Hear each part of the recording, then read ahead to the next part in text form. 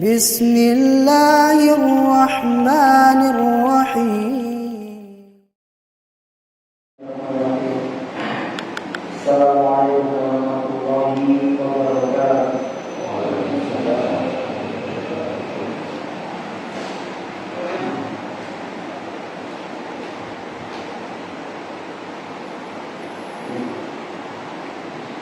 إن الحمد لله نحمده ونستعينه ونستغفره ونتوب إليه ونعوذ بالله من شرور أنفسنا ومن سيئات أعمالنا. من يهده الله فلا مضل له ومن يضلل فلا هادي له.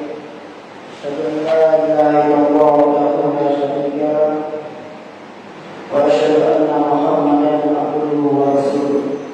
اللهم صل وسلم على نبينا محمد وعلى آله وأصحابه ومن تبعهم إلى يوم الدين. Para jemaah Masjid Al-Jariyah Al-Falah, Masya Allah, mudah-mudahan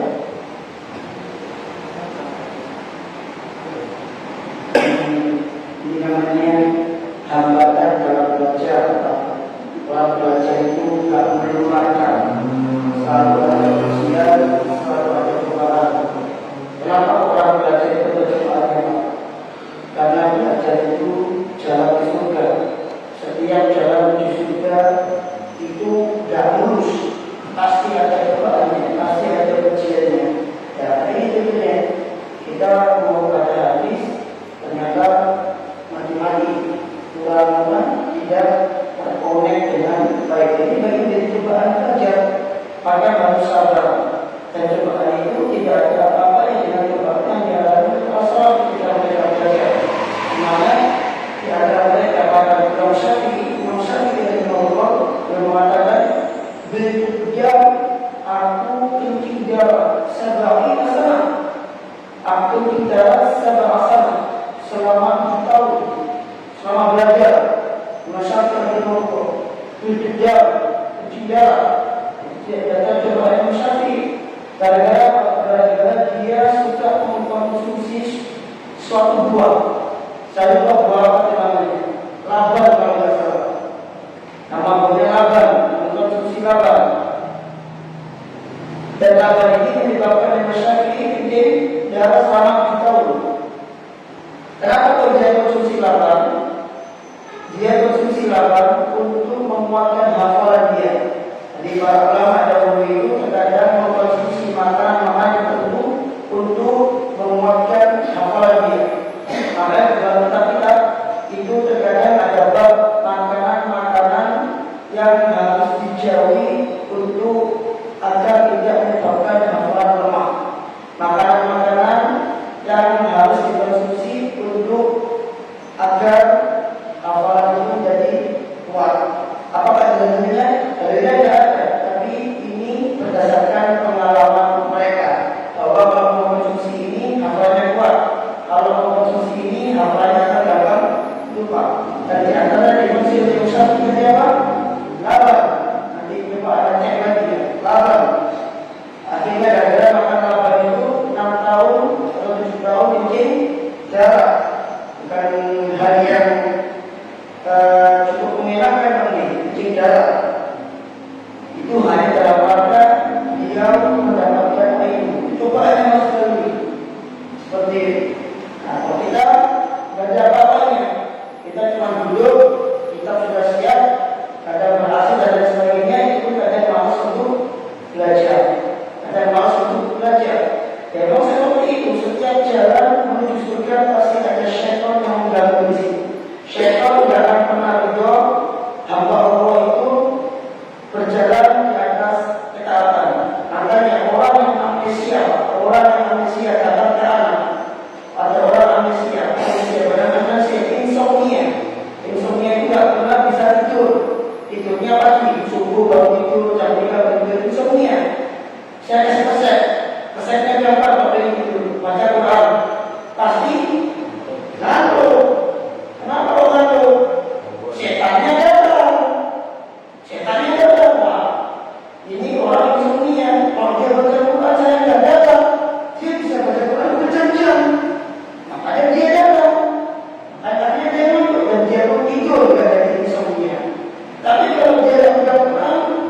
Dia nggak bisa tidur, dia nggak ngapain, nggak bisa tidur, Ustaz. Setannya nggak datang, dibiarkan sama setan, hanya jaga ngantuk. Itulah sebabnya mati insomnia. Nah, coba kamu satu malam 20 rakaat, 40 rakaat, pasti akan ngantuk karena setan nggak tidur kamu jalan di atas ketaatan. Seperti itu perempuan dalam kemuliaan, dalam kemuliaan.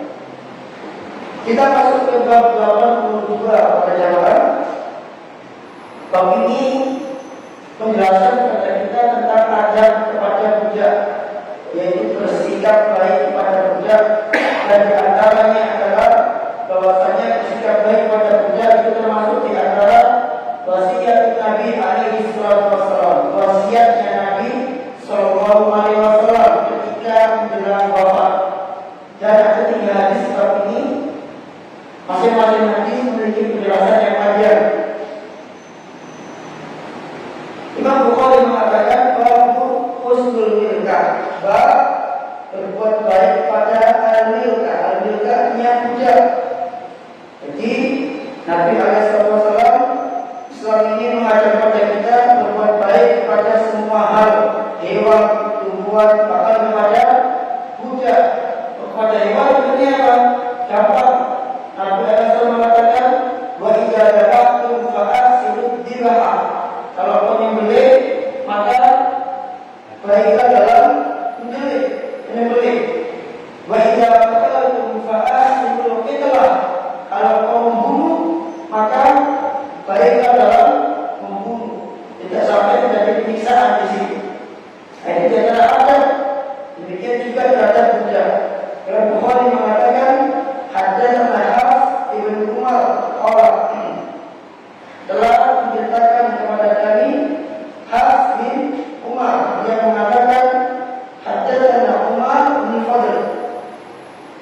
Dari kepada kami siapa? Umar bin Fadl. Dia mengatakan haddatsana Nu'aim bin Yazid, telah menceritakan kepada kami Nu'aim bin Yazid. Qala haddatsana Ali ibn Abi Thalib sallallahu alaihi telah menceritakan kepada kami Ali bin Abi Thalib, semoga sholawat tercurahkan kepadanya, kepada Ali. Jadi di sini Ali disholawati jamaah. Jadi ternyata yang disholawati bukan Nabi sallallahu alaihi wasallam, tapi dari sini ternyata Ali benar-benar juga disholawati. Dan memang dalam kitab-kitab klasik, dalam kitab-kitab salat, sebagian di antara mereka ketika menyebut nama Ali, itu kadang mereka menyebut nama Al-Imam Ali. Kitab-kitab klasik, sebagian mereka para salat, di antara mereka kadang mengatakan Ali bin Abi Thalib karramallahu wajhah, semoga Allah memuliakan wajahnya. Dan kadang dikasih salawat alaihi, atau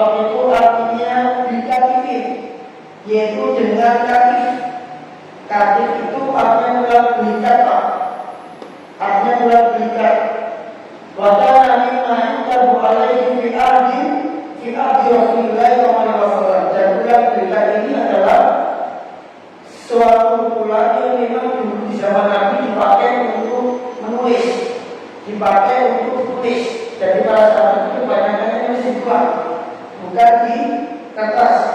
Demikian juga dengan para ulama. Di antara Imam Syafi'i rahimahullah, beliau ketika belajar, beliau menulis hadisnya di mana? Ditulang, ibunya yang nyari, ditulang di batu, mengaji kertas maka waktu itu. Kertas tidak semua sekarang. Zaman dahulu kertas adalah sesuatu yang sangat berharga. Kalau sekarang kita dibuang zaman dulu tidak mahal kertas. Dan tidak ada obat itu pulang belikan nanti anak kasih tahu di pulang ini. Aku mufihi malah itu umat Islam. Aku akan menulis pada obat tersebut sesuatu yang tidak akan membuat tersesat umatku setelah itu. Fahasyitu an yasbiqani kata Ali. Maka aku khawatir beliau Nabi SAW akan mendahului diriku. Maksudnya Ali khawatir kalau Ali pergi mencari tombak ini, khawatir nanti sebelum tombaknya datang Nabi sudah wafat. Tadi Fahasyitu an yasbiqani, aku khawatir kalau Nabi akan mendahuluiku, wafat maksudnya. Fakultu langsung mengatakan, inni la akfadu min dira'i sahifah. Sesungguhnya aku wahai Rasulullah lebih hafal dibanding lembaran tersebut. Maksudnya kalau Nabi SAW itu menulis di tombak tadi itu, sebenarnya kata Ali, nggak ditulis pun aku lebih hafal. Itu maksudnya, jadi nggak perlu pakai tombak lah. Biar kau yang menghafal dan satu Syafi'i, itu maksudnya. Karena kalau pakai tombak, apa yang dikhawatirkan Ali? Khawatirnya Nabi wafat, kedua si punya tombak, ternyata Nabi dia wafatnya nggak jadi pasiennya. Jadi daripada dari tombak mungkin langsung kasih wasiat dia dihafalkan. Bahkan Rasul baina dira'i wa qalbi. Dan waktu itu kepala Nabi SAW berada di antara lengan bawah dan bagian atas. Jadi dipaku oleh Nabi SAW. Faja'ala yusi, maka beliau pun memberikan wasiat bis sholat, dengan sholat, zakat dengan zakat, wa ma malakat aymanukum, dan berbuat baik dan apa-apa yang menjadi budak kalian. Wa qala kadzalika hatta fadat nafsuhu, dan Nabi SAW bersabda demikian hingga fadat nafsuhu, hingga diri beliau menjadi lega. Wa amarahu bi syahadati an la ilaha illallah, dan dia juga memerintahkan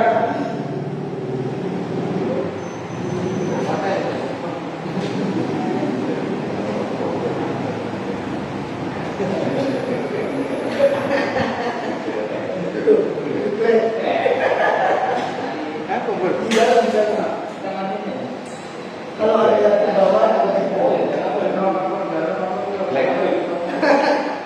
udah itu atau dimati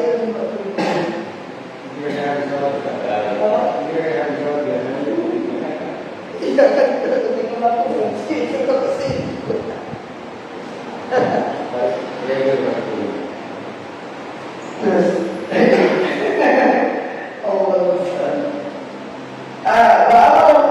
Dan Nabi SAW mintakan Ali untuk mengucapkan syahadat kalimat tauhid, alla ilaha illallah, bahwasanya tiada ilah, tiada sembahan yang berhak disembah selain Allah. Itu maknanya bukan tiada Tuhan selain Allah, tapi tiada ilah, tiada sembahan yang berhak disembah selain Allah. Itu maknanya. Wa anna Muhammadan abduhu wa rasuluh, dan Muhammad adalah hamba Allah dan Rasulnya. Ada Rasul, man syahida bihima, barang siapa yang bersaksi dengan kedua kalimat ini, yang ada bersaksi dan kita harus sepakat Allah harus merealisasikan dua kalimat ini. Karena kalau cuma di lisan ya percuma. Di lisan itu buat apa? Kalau dikasih sesuatu dan terima kasih di lisan doang, tapi tidak direalisasikan buat apa? Ya, kata Rasul, man syahida, yang bersaksi dengan dua kalimat ini,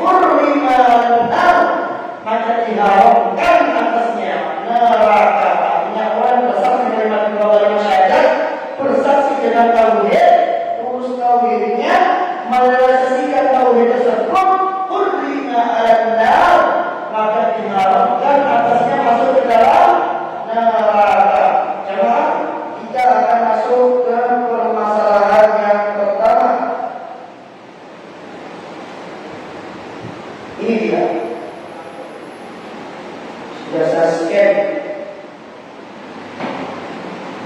Baik, masuk.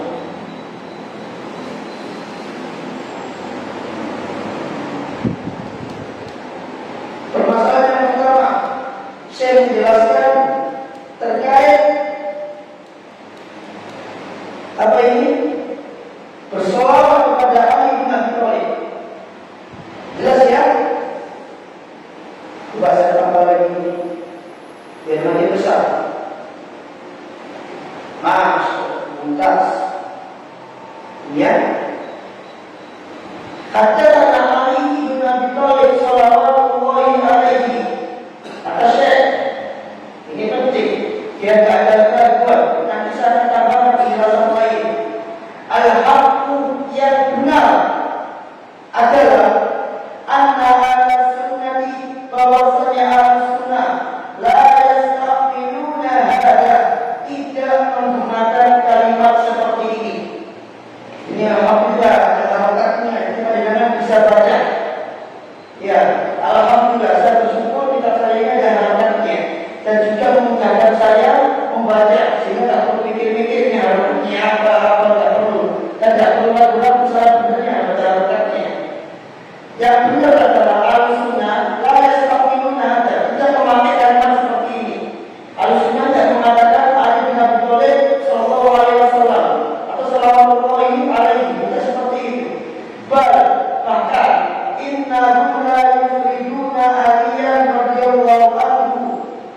Bahkan al-sunnah sama sekali tidak mengkhususkan, sama sekali tidak menyendirikan Ali bin Abi Thalib dalam penyebutan sholawat. Kullama dzakaruhu al-Imam Ali, maka setiap kali mereka menyebutkan al-Imam Ali, maksudnya adalah Ali bin Abi Thalib, setiap kali al-sunnah menyebutkan nama Ali, la yaquluna kama taqulu Syiah. Mereka tidak mengatakan sebagaimana dikatakan oleh orang Syiah. Apa yang dikatakan oleh orang Syiah? Karamallahu wajhah, semoga Allah memuliakan wajahnya. Wajahnya siapa ini? Wajahnya Ali. Wa la yufridunahu bis-sholati alaihi ala hadzal nahwi, dan tidak mendirikan nama Ali dengan sholawat kepadanya dari sisi ini. Walakin akan tetapi la'al al-Imam Bukhari rahimahullah, seakan-akan al-Imam Bukhari innama dzakara dzalika, terkadang beliau menyebutkan Ali dengan sholawat tadi yang hadis tadi ala hasabi ma wasala ilaihi, berdasarkan apa yang beliau terima dari riwayat tersebut. Jadi kenapa pada tadi itu ada sholawatnya, itu bukan dari Imam Bukhari, tapi seakan-akan memang asalnya ketika hadis diriwayatkan memang sudah ada sholawatnya. Saya akan menambahkan kalau sebelumnya yang menambahkan demikian. Kalau tiba ada Imam Bukhari, maka tidak ada celah atas Imam Bukhari dan Imam Bukhari. Wa inna ma hadza min fi'li Syiah, dan bahwasanya ini adalah termasuk di antara perbuatan orang Syiah. Wa min qawlihim, dan di antara bentuk ciri-ciri khusus ucapan mereka. Wajar orang Syiah kalau mengatakan Ali itu sallallahu alaihi wasallam. Dan tidak menandakan kalau orang Syiah tulis Ali setelah kata Ali adalah maksud. Sok itu adalah singkatan dari sallallahu alaihi wasallam. Kalau aku lihat di Google, di web Syiah sama Ali sallallahu alaihi wasallam, dan Imam Ali sallallahu alaihi wasallam. Jadi kalau ada al-sunnah yang ada seperti itu khawatirnya jangan-jangan orang ini Syiah, meskipun tidak dipastikan dia Syiah, tapi dicurigai jangan-jangan Syiah. Kenapa? Karena yang pakai sholawat itu biasanya ciri khusus dari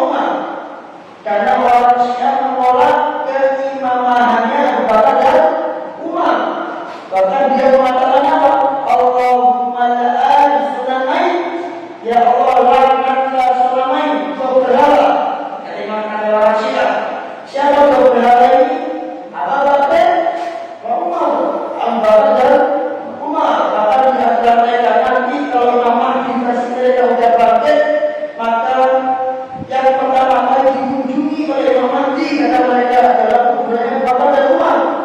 Datang ke situ ngapain? Membangkitkan Abu Bakar dan Umar.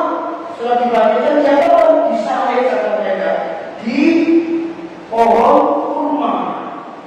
Imam Mahdi pastinya orang-orang Rafidhah. Jadi kenapa nama Rafidhah, Syiah Rafidhah atau Wafid?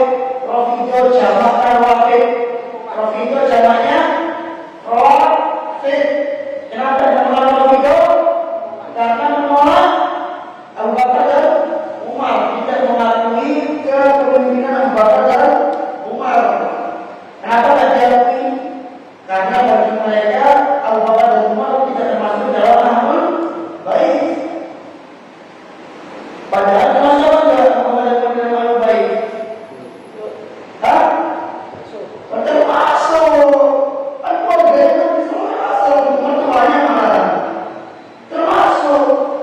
Ya, Ibnu Abbas itu tidak termasuk ahlul bait karena keponakan Nabi sallallahu alaihi wasallam. Keponakan Nabi sallallahu alaihi wasallam masuk. Ya. Karena orang-orang Wafid humul ladzina yufiduna ala baiti bisalami alaihim. Dan orang-orang Wafid mereka adalah orang-orang yang mendirikan al-bait dengan salam. Maksudnya wassalam begitu. Wa qala bis-salati min ghairi an yakunu tabi'ina Nabi sallallahu alaihi wasallam. Dan terkadang mereka juga mengucapkan salawat kepada al-bait, dan itu kebiasaan orang Syiah, min ghairi an yakunu tabi'ina Nabi sallallahu alaihi wasallam, tanpa menjadikan al-bait ini tabi'ina Nabi sallallahu alaihi wasallam, mengikuti nama Nabi sallallahu alaihi wasallam. Apa maksudnya? Ini Pak, aku itu kalau mengucapkan salawat itu kan begini. Allahumma sholli ala Muhammad wa ala alihi wa sahbihi ajma'in. Itu kan? Semoga Allah memberikan salawat kepada Muhammad dan keluarganya dan sahabatnya. Nah, orang Syiah itu terkadang kalau mengucapkan salawat kepada ahlul bait itu tidak menggandengkan dengan nama Nabi, disendirikan. Hasan sallallahu alaihi wasallam, Husain sallallahu alaihi wasallam, Ali bin Abi Thalib sallallahu alaihi wasallam, seperti itu. Ali bin Abi Thalib sallallahu alaihi wasallam tanpa menggandengkan dengan nama Nabi sallallahu alaihi wasallam. Li'annana idza qulna sallallahu alaihi wa alihi wasallam, karena apabila kita mengatakan sallallahu alaihi, semoga Allah memberikan salawat kepada Rasul, wa alihi, dan kepada keluarganya, wasallam, serta memberikan salam kepada mereka semua, jama'a fihi jami'u ahlihi, maka mencakup di dalamnya semua keluarga Nabi sallallahu alaihi wasallam. Nah, dari sini dulu Pak, akan mau jelasin berarti para ulama menjelaskan bagaimana hukum mengucapkan sholawat min ghairil anbiya ila ghairil anbiya, kepada selain Nabi sallallahu alaihi wasallam. Maka di sini Ibnu Qayyim rahimahullah beliau Jalalatul Afham, beliau menyebutkan tentang perbedaan pendapat di kalangan ulama tentang hukum boleh tidaknya mengucapkan sholawat kepada nama selain Nabi sallallahu alaihi wasallam. Dan perbedaan pendapat ini dipicu mengerucut dalam satu hal, yaitu boleh tidak mengucapkan sholawat kepada individu selain Nabi sallallahu alaihi wasallam.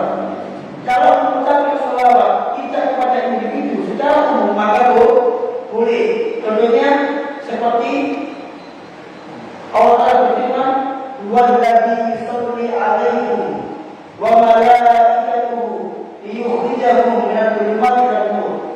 Sesungguhnya Allah bersolawat kepada kalian. Kalian siapa? Kita semua.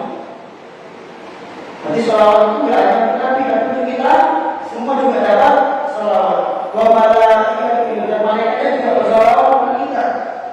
Liyukhrijahum minadh dhulumati ilan nur, untuk mengeluarkan kalian dari kegelapan menuju cahaya. Jadi kalau untuk secara umum maka diperbolehkan. Demikian juga dengan tasyahud kita. Di antara tasyahud berbunyi seperti ini: Allahumma sholli ala Muhammad wa ala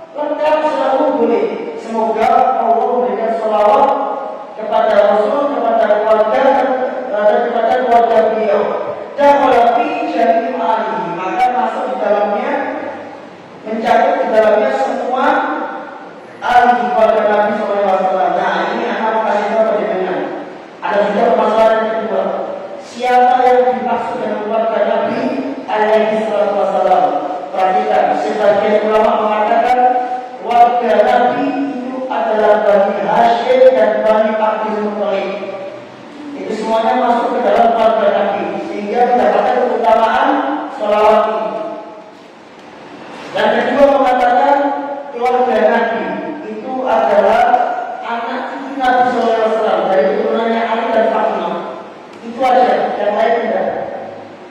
Dan yang ketiga, yang dimaksud keluarga Nabi adalah seluruh kaum muslimin yang mengikuti Nabi SAW, berpegang teguh dengan sunnah beliau, maka mereka semua hakikatnya termasuk ke dalam istilah cakupan keluarga Nabi SAW.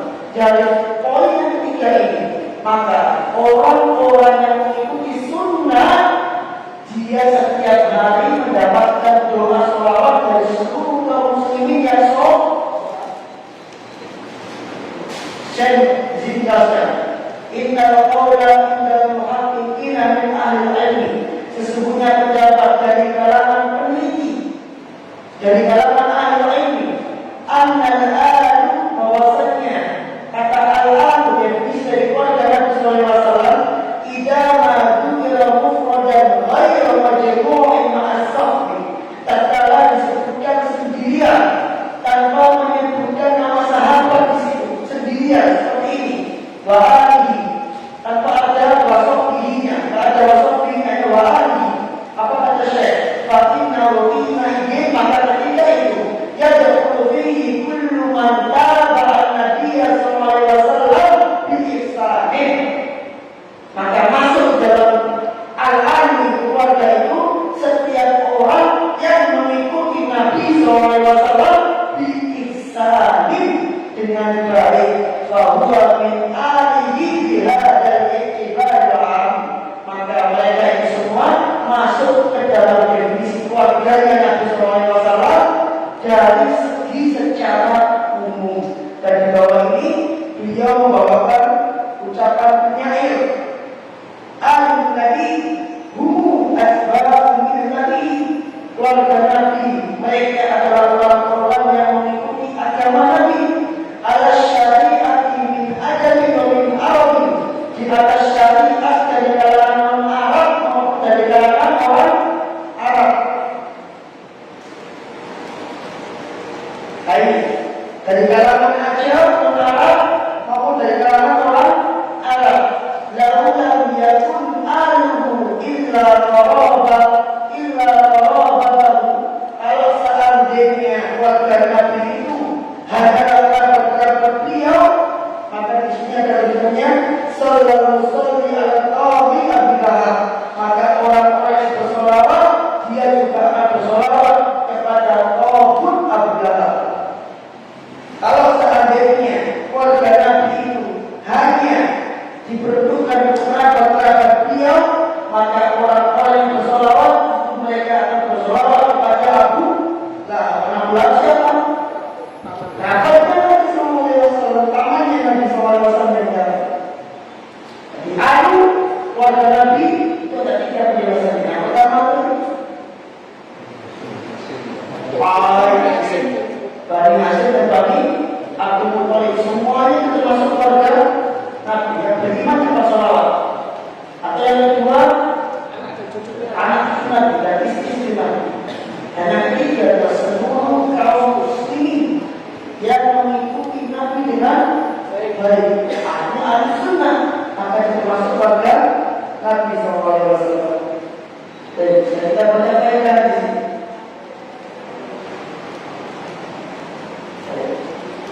Faedah yang pertama, perintah untuk menjaga sholat dan zakat. Wahada tabikun min ghairi hadal dhaif. Dan ini sahih dari selain jalan yang terpilih. Artinya hadis yang kita baca tadi itu sanadnya dhaif, hadisnya dhaif. Tapi perintah untuk menjaga sholat dan zakat itu bertebaran di dalam hadis dan sunnah, bertebaran perintah menjaga sholat dan zakat.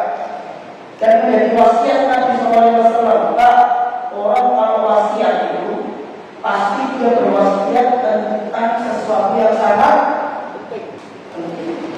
Dan semua yang paling penting, karena orang puasa itu mau meninggal, maka dia harus memilih yang paling penting dari semua yang penting tersebut. Dan sholat selalu menjadi wasiatnya Nabi. As-sholat, as-sholat. Dari kalian dari situ. Berarti menunjukkan sholat itu adalah sekian kali penting, Pak. Tak dinamakan sholat itu kenapa? Dijelaskan dalam tafsir. Sholat itu diambil dari kata silah. As-sholatu diambil dari kata apa? Silatun. Artinya hubungan. Hubungan. Jadi orang yang sholat itu dia sedang berhubungan dengan Allah Azza wa Jalla. Maka siapa yang sholatnya baik, maka silahnya dia dengan Allah itu baik. Hubungan dia sama Allah baik. Siapa yang sholatnya jelek, baik, jelek sholatnya, maka hubungan dia sama Allah itu jelek. Jadi kalau orang tertimpa musibah, tertimpa ujian bertubi-tubi, tidak selesai, tidak selesai. Padahal harta sudah mencukupi, tapi kok ujian itu ada aja. Coba dicek sholatnya gimana. Hubungan dia sama Allah baik atau tidak? Kalau terjadi setelah dicek hubungan sama Allah tidak baik, sholatnya tidak baik, berarti apa solusinya? Akan keluar dari ujian. Diperbaiki sholatnya, perbaiki sholatnya, biar Allah mengangkat dia dari ujian tersebut. Diperbaiki sholatnya. Orang itu Pak, misalkan saya punya koneksi dengan presiden, hubungan dengan presiden. Kira-kira Pak, kalau saya dengan proposal ke presiden sampai enggak? Sampai seorang dalam. Tapi kalau saya benar dalam Pak, hubungan saya tidak baik dengan Pak Prabowo misalkan. Saya punya proposal pembangunan agraria. Saya mengajukan proposal. Namanya mana Pak? DPR Menteri dibuat bersama. Kan gitu. Karena ini saya benar penting, benar dalam. Tapi persoalan dalam, saya tinggal lihat Pak Prabowo pakai DF aja itu nggak mau pakai cetakan orang kali kalau di ini Pak, ini saya yang DF-nya kalau di ACC. Oh iya bro, santai aja. Atau di EW ya, jangan bro. ACC Pak. Karena orang dalam sama Pak. Ini manusia sama manusia. Dan manusia Allah seperti ini mungkin kalau dia baik sama Allah, ACC Pak. Ya Allah sampai ACC. Di ACC. Tapi Pak, ada yang namanya ahli musibah. Itu ada orang itu masuk ke dalam golongan ahli musibah. Ahli musibah itu adalah orang yang hidupnya memang Allah setting dia memang musibah terus. Tapi ternyata dia adalah yang paling tinggi di atas semua orang. Itu namanya ahli musibah. Di setting sama Allah dalam musibah terus. Sholat udah bagus sholatnya. Qurannya udah bagus, semuanya bagus. Kok musibahnya nggak berhenti? Berarti insya Allah ini orang dia berperan jadi aktor menjadi ahli musibah. Orang yang memang disentuh oleh Allah menerima musibah terus. Allah ambil kebahagiaannya dunia, Allah simpan untuk akhirat. Ketika dia waktu dia bangkit, Allah berikan semua kebahagiaan ketika dia Allah ambil itu, Allah berikan semuanya. Otomatis saya contoh Pak, dia dapat kebahagiaan di dunia, terus kebahagiaan di akhirat. Berbeda dengan orang yang sudah bahagia di dunia. Di akhirat dia cuma dapat bagian di akhirat. Al musibah dia kembali. Makanya al musibah itu kok dia sabar dan mengharap akan dari Allah. Ketika dia akhirat, Allah naikkan derajat dia lebih tinggi dibanding manusia yang lainnya. Itu al musibah. Yang kedua, wajibnya berbuat baik kepada budak. Wajibnya menegakkan atau memberi nafkah sesuai dengan kadar kebutuhan mereka. Minal kiswah dari pakaian, wan nafkah dari nafkah. Wajib berbuat baik kepada budak. Kemudian yang ketiga, bayan mu'anna ta'ala wajibun ala man malakahu lahum. Hadis ini menjelaskan bahwasannya memberi makan kepada budak itu wajib atas orang yang memiliki hujah. Nah, hujah tidak seperti membantu. Jadi benar-benar Islam ini memuliakan siapa? Hujah. Dan ini tidak ada di agama lain, tidak ada di Kristen, tidak ada di Yahudi.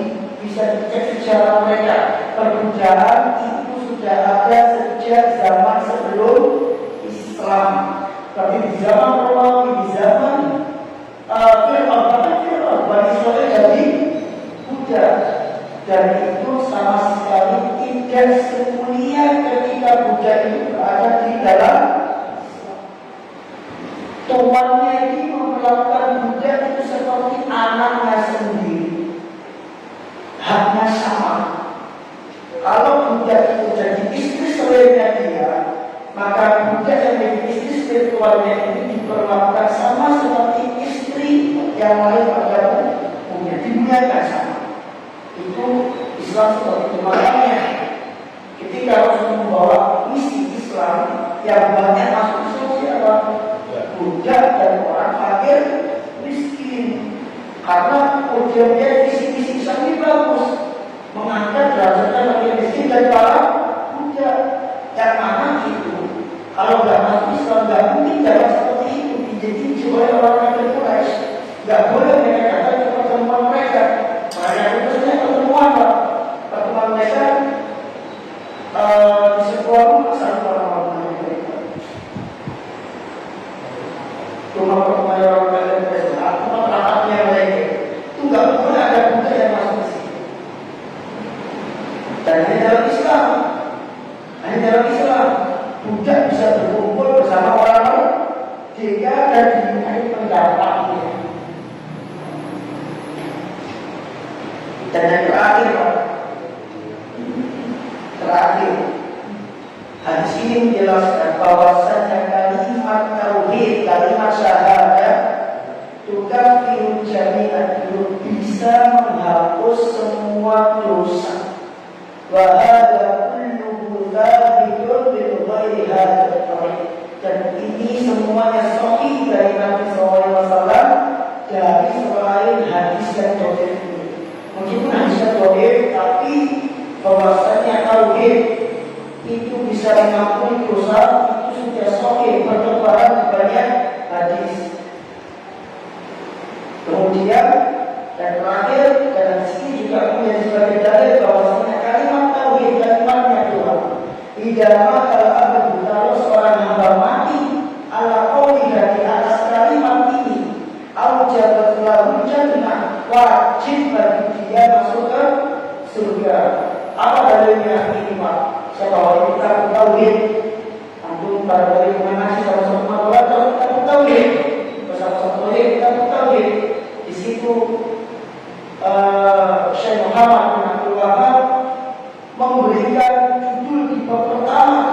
Nama judulnya adalah Fadlul Tauhid wa man yukaffiru dzunub, keutamaan tauhid dan apa-apa yang bisa menghapus dosa. Karena tauhid bisa menghapus dosa.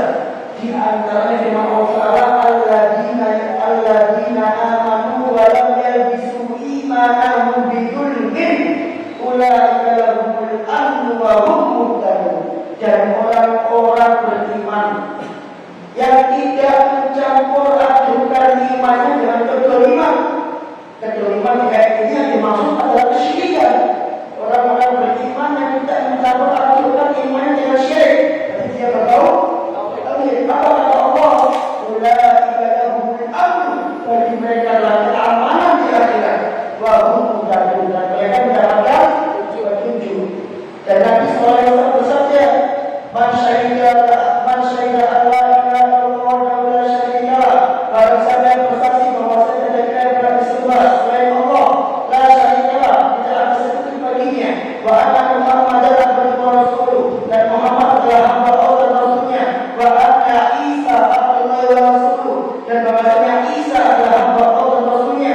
Wa kalimatu Allah yang mana wa ruhin, dan kalimat Allah yang Allah lemparkan yang Allah berikan kepada Maryam, dan termasuk yang dalamnya Allah Isa bin Maryam. Wa jannata haqqun, surga itu benar.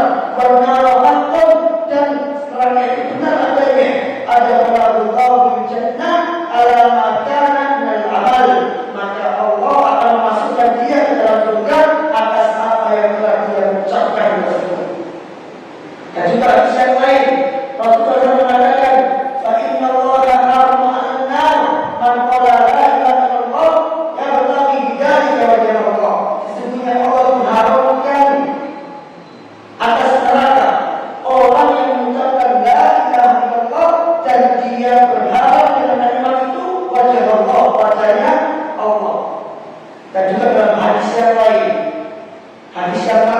dari seorang tabi bernama Sa'id al-Musayyab. Qala Musa berkata, "Ya Rabbi, allimni syai'an ad'uka wa ad'uka bih." Ajarilah aku sesuatu yang sesuatu itu bisa aku gunakan untuk berzikir kepadamu dan berdoa kepadamu dengan sesuatu tersebut. Qala ya Musa, la ilaha illallah. Kata Allah, wahai Musa, ucapkanlah kalimat la ilaha illallah.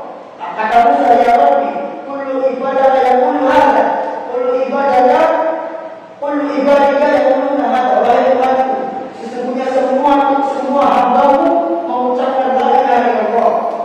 Apa kata Allah? Ya Musa, wahai Musa, lau anna samawati sab'a wa akhirahunna ghairi wal ardina sab'a fi kifatin. Kalau seandainya langit yang 7 dan bumi yang 7 fi kifatin diletakkan di satu neraca, wa la ilaha illallah fi kifatin, dan kalimat la ilaha illallah fi kifatin di neraca yang lain, ma'ruf bihinna la ilaha illallah. Misalnya kalimat la ilaha illallah itu lebih berat dibanding timbangan langit yang 7 dan bumi yang 7. Dan timbang berikutnya saya mengatakan, man haqqaqa tauhid dakhala jannah bighairi hisab. Siapa yang merealisasikan kalimat tauhid, jadi hanya diucapkan tapi juga harus direalisasikan. Nah, pertanyaannya Pak, ya Allah merealisasikan dengan paham. Lalu ya, apa definisi tauhid? Itu hanya kepada Allah. Ifratullahi bil ibadah, mengesahkan Allah, menunggalkan Allah dalam ibadah. Apa definisi? Menentukannya. Itu bukan definisi, itu arti dari syirik. Definisinya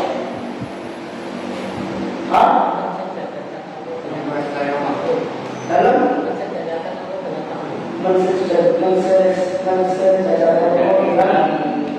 menjadikan sembahan yang menjadi keputusan Allah.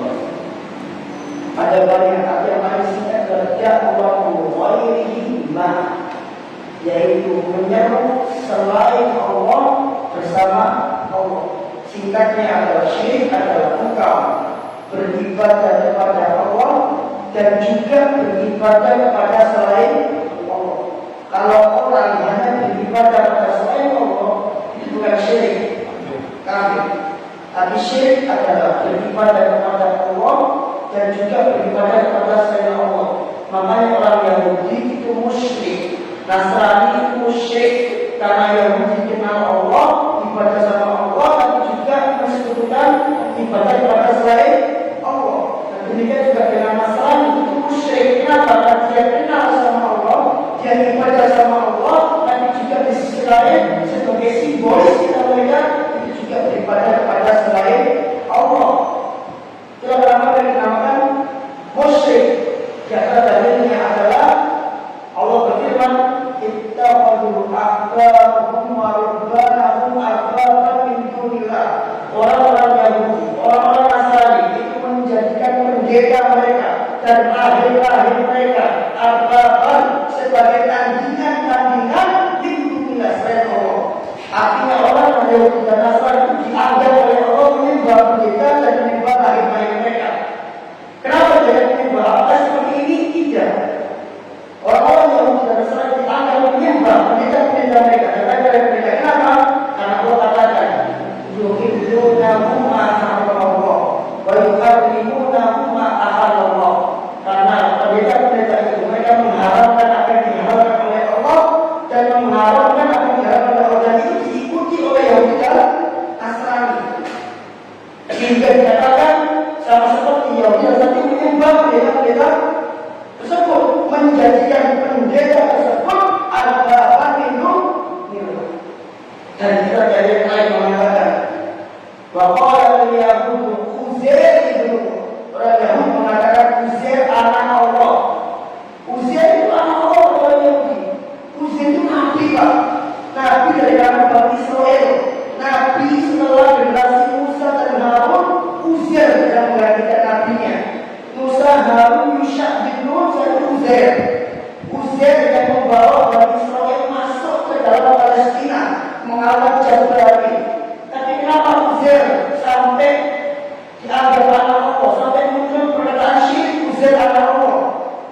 Karena Uzair itu Pak, dia punya mukjizat. Di antara mukjizatnya adalah ketika Uzair lahir, dia hafal Taurat. Hafalan Yahudi, Musa saja yang dapat Taurat, nggak hafal Taurat ini Uzair. Si bayi guys, hafal tapi ini adalah anak. Gitu Pak.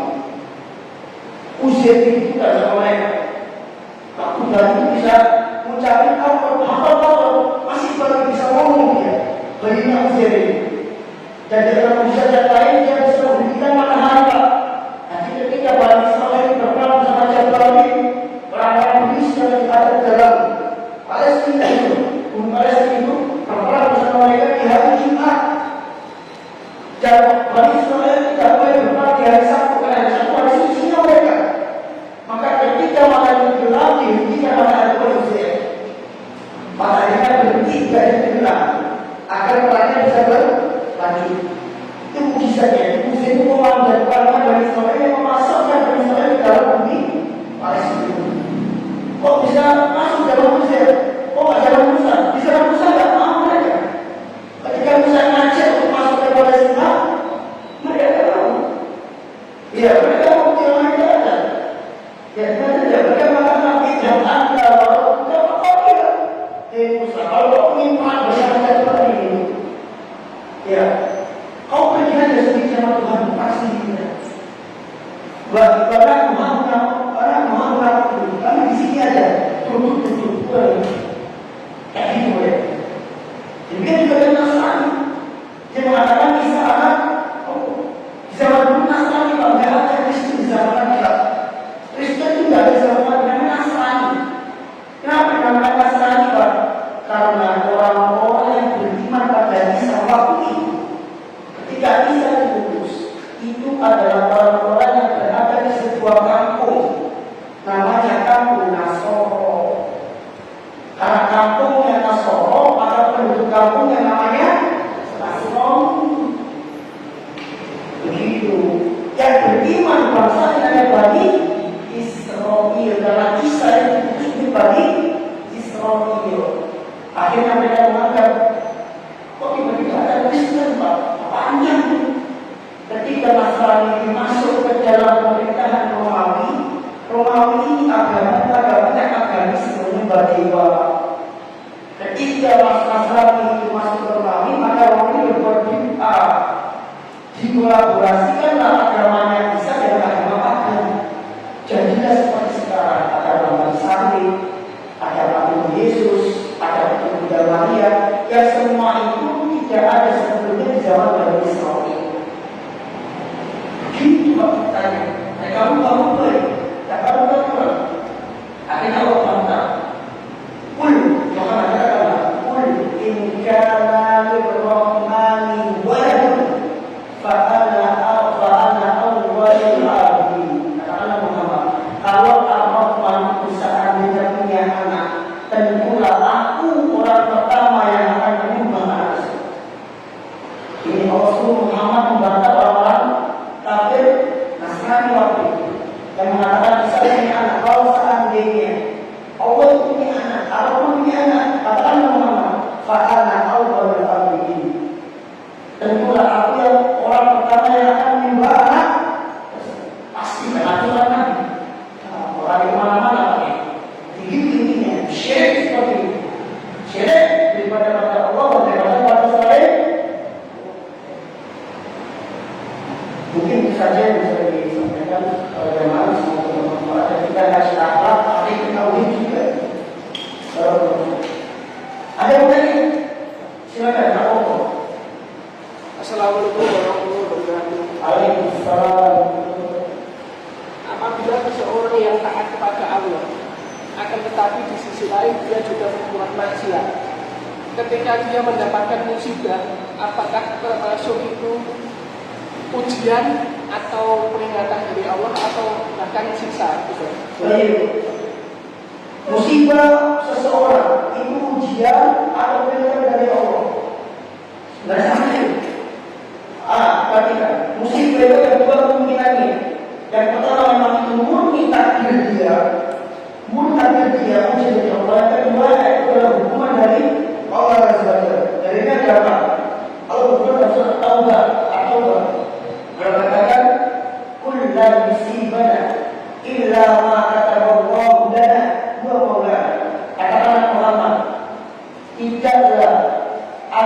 sesuatu yang menimpa kami, illa ma kataballahu lana, melainkan hal itu telah ditakdirkan oleh Allah. Huwa maulana, dan Allah adalah maulana, penolong kami. Wa 'alallahi falyatawakkalul mu'minun, dan kepada Allah hendaklah para beriman itu bertawakal. Di ayat ini mengatakan musibah adalah bagian dari ujian atau takdir Allah Azza wa Jalla. Di ayat yang lain Allah mengatakan dhaharal fasad, dhaharal fasad fil bahri wal bahri bima kasabat aydin nas, dan tidak terjadi kerusakan di muka bumi di laut dan darat melainkan disebabkan ulah tangan manusia. Dalam surah berfirman, wa ma asabakum min musibatin illa bima kasabat aydikum wa ya'fu an katsir. Dan tidaklah kau menimpa suatu musibah illa bima kasabat aydikum, kecuali karena ulah tanganmu sendiri. Wa ya'fu an katsir, dan Allah itu Maha memaafkan. Allah memaafkan dosa yang sangat banyak. Artinya Allah kasih tahu kita musibah itu dari ulah tanganmu, dan Allah kasih solusi. Wa ya'fu an katsir, dan Allah memaafkan dosa yang banyak. Artinya kamu harus minta maaf. Itu ya Pak. Tapi para salaf selalu menjadikan musibah ini karena sebab ulah dosa mereka. Itu para salaf. Tujuannya apa? Untuk mentakziyatul nufus hati mereka, untuk membersihkan hati mereka. Karena kalau mereka mengatakan, oh ini musibah Allah kasih ujian saya, nanti mereka istighfar. Tapi kalau mereka mengatakan, oh ini sedang ujian, berarti saya tegur sama Allah, berarti ada dosa, maka apa namanya masalah? Mereka minta ampun sama Allah. Jadi musibah itu anggap aja musibah datang karena ulah kita. Ulah yang mana? Tidak tahu. Banyak apa ulah kita? Dari asal kejadian dari A setelah itu banyak kita tidak tahu. Ya kan? Perasaan ini perasaan kita pikir-pikir di Solo, jadi orang yang kunci itu perasaan manusia, perasaan apa? Tapi Allah tidak pernah lupa. Ya, Al-Qur'an berkata bahwa mulai bisa dosa itu tidak akan pernah dilupakan. Antum boleh lupa, tapi Allah tidak akan pernah. Ya, Allah. Assalamualaikum warahmatullahi wabarakatuh. Tadi Pak Ustaz menjabarkan tentang sholawat kepada Nabi, kepada kerabat, dan sempat Pak Ustaz ini mengatakan seluruh kaum muslimin. Iya. Nah, yang saya tanyakan, apakah nanti di akhirat kita juga kecipratan sholawat semacam itu, atau dapat timbangan pahalanya itu Pak Ustaz? Baik. Terus yang kedua, apakah ahli bid'ah juga bisa dikatakan golongan secara otomatis, apakah juga dikatakan musik ahli bid'ah itu Pak Ustaz? Jazakumullah. Jawaban yang pertama, ini bukan saya kira ya, kalau saya kira berapa pertanyaannya. Jawaban yang pertama, apa tadi? Sholawat. Sholawatnya apa? Oh, apa yang dapat kecipratan di akhirat sholawat itu? Sholawat itu artinya apa? Sholawat itu artinya doa. Kalau dikatakan malaikat bersolawat untuk kita, berarti malaikat memintakan ampun kepada Allah untuk kita. Kalau dikatakan Allah bersolawat untuk kita, misalkan Nabi mengatakan, pada siapa solawat untuk sekali, maka Allah bersolawat untuknya 10 kali. Maka maksudnya adalah Allah memberikan rahmat kepada kita. Rahmat atau bahasa itu ada tafsir dari Al-Quran, ya. Maksudnya dari Al-Quran dan Al-Quran tafsirnya. Itu maksudnya seperti itu. Nah, kalau kita bersolawat kepada Nabi, itu maksud solawatnya adalah kita memintakan derajat kepada Allah untuk Nabi SAW. Nah, berarti setiap orang yang berpegang teguh dengan sunnah, maka dia termasuk ke dalam keluarga Nabi SAW secara umum. Secara umum, masalah khusus ya, masalah khusus lebih baik. Secara umum kita masuk ke dalam keluarga Nabi SAW. Nah, kalau saya masuk ke keluarga Nabi, maka kita bisa mendapatkan sholawat secara seperti wa'ala alihi, maka kita masuk ke situ. Maka otomatis saat itu Allah kasih kita ampunan atau rahmat. Makanya kalau ada dengan sunnah itu ada ulama apa? Kalau ada dengan sunnah itu seperti apa? Sakinatullah, seperti kaum Nabi keselamatan. Banyak di dalam masuk tafsir al-Qur'an. Ini. Yang kedua, al-Qur'an itu apakah secara otomatis perintahnya? Kalau perintahnya itu adalah perintah yang mengandung kesyirikan, maka dia musyrik.